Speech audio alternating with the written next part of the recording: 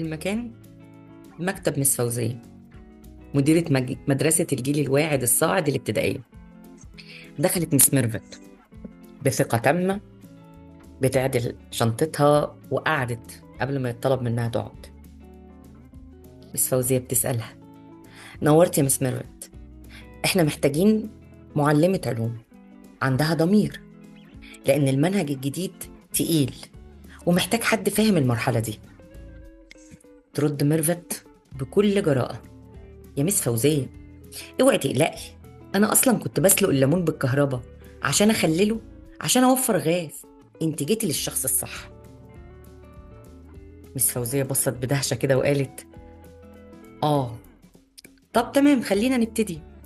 ممكن حضرتك تشرحي لي باسلوبك كده ازاي هتبسطي للولاد قانون الجاذبية؟ ميرفت بصت كده وقالت: بصي يا مس، الجاذبية دي عاملة زي الحموات، والحاجات اللي على الأرض زينا احنا كده الستات.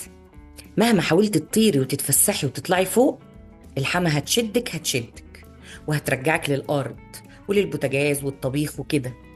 فالجاذبية دي قوة السحب اللا إرادية اللي بتخلينا كلنا لازقين في النكد الأرضي. مس فوزية بصت بصدمة كده وقالت: يا ليلة بيضة، ده نيوتن كده اتقلب في قبره يا بنتي، حرام عليكي. طيب، بلاش الجاذبية، تعرفي ايه عن السرعة وعن الوزن؟ ميرفت سكتت كده وقالت: السرعة دي زي السر كده اللي بيتقال في بيت العيلة، يتقال في الدور الأول وبسرعة البرق الله أكبر تلاقيه في الدور الخامس.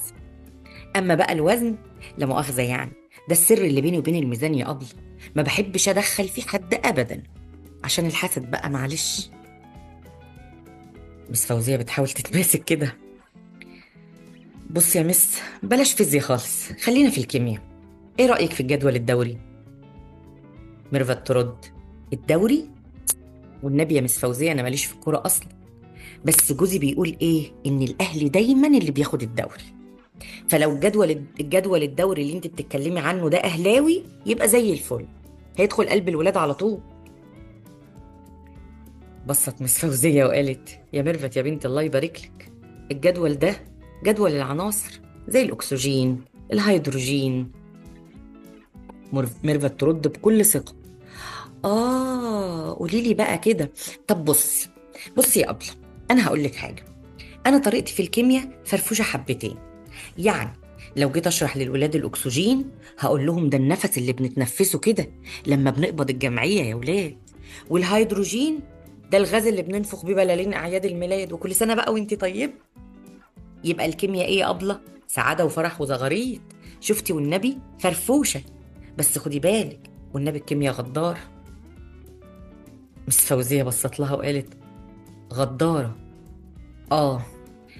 طيب معلش، سؤال يا مس، لو طالب سألك وقالك ايه اللي بيخلي السفينة تطفو مع ان المسمار بيغرق؟ ميرفت ردت بثقة مطلقة: دي بقى يا أبلة بتعتمد على النية، أصل السفينة دي قلبها أبيض، ماشية ببركة دعاء الوالدين، فبتفضل عايمة، لكن المسمار ده توكسيك وحقودي، فبينزل للقاع كده ويغرق. أصل دي كيمياء القلوب يا أبلة، لازم نعلمها للعيال. مس فوزية قلعت النضارة ورمت القلم: يا ميرفت يا بنتي الله يبارك لك، أنا حاسة إن خلايا مخي بدأت تسيح منك. انت خريجة ايه يا بنتي، علوم القاهرة ولا علوم اسكندرية؟ ميرفت ردت بكل براءة: علوم ايه يا مس فوزية، ده انا خريجة دبلوم تجارة، انت فاهمة غلط خالص. صرخت مس فوزية: دبلوم تجارة وجاية تقدمي على مدرسة علوم؟ ردت ميرفت بمنتهى الهدوء: يا مس فوزية الله يهديكي، بس استني، انت اللي سألتي وانا جاوبت على قد معرفتي. انا اصلا جاية اقدم على وظيفة مشرفة باص، بس قلت ادردش معاكي كده عشان اعرفك اني مثقفة بقى وكده يعني. بس فوزية وهي بتحاول تفهم الموضوع: بس أنا اللي قدامي يا بنتي في الورق إنك ميرفت عبد السلام، خريجة علوم قسم كيمياء بتقدير جيد جدا، إزاي بتقولي بس دبلوم تجارة؟ ميرفت ضحكت: آه، طب بصي بقى يا مس فوزية، ركزي بس معايا كده عشان تفهمي اللي حصل. اللي قدامك في السي في بتاعك دي ده خريجة علوم، دي مس ميرفت عبد السلام، على فكرة كانت واقفة جنبي بره ومعاها دوسيه أزرق كده. أنا بقى ميرفت مصطفى، خريجة دبلوم تجارة، واضح بس إن في سوء تفاهم. فميرفت كمل تاني ميرفت وبتسأل بكل ثقة: قولي لي بقى يا مس فوزية، أكيد مبروك عليا صح؟ أجي بقى أستلم الشغل من بكرة ونفرح بقى ونظبط الباص وكده. بصت لها مس فوزية وهي حاسة إنها هتنجلط من كتر الثقة. تستلم الشغل؟ ده انت هتستلمي محضر عدم تعرض من وزارة التربية والتعليم شخصيا. اطلعي بره يا ميرفت، الله يسهلك، اطلعي بره يا بنتي. ميرفت وهي خارجة وبتبص لمس فوزية بمنتهى الغضب والبرود: براحتك يا مس، على فكرة انت اللي خسران، والخسران بيرجع ندمان. بس افتكري كلامي ها، وافتكري ان المسمار غرق عشان نيته كانت وحشة، ها، نيته كانت وحشة.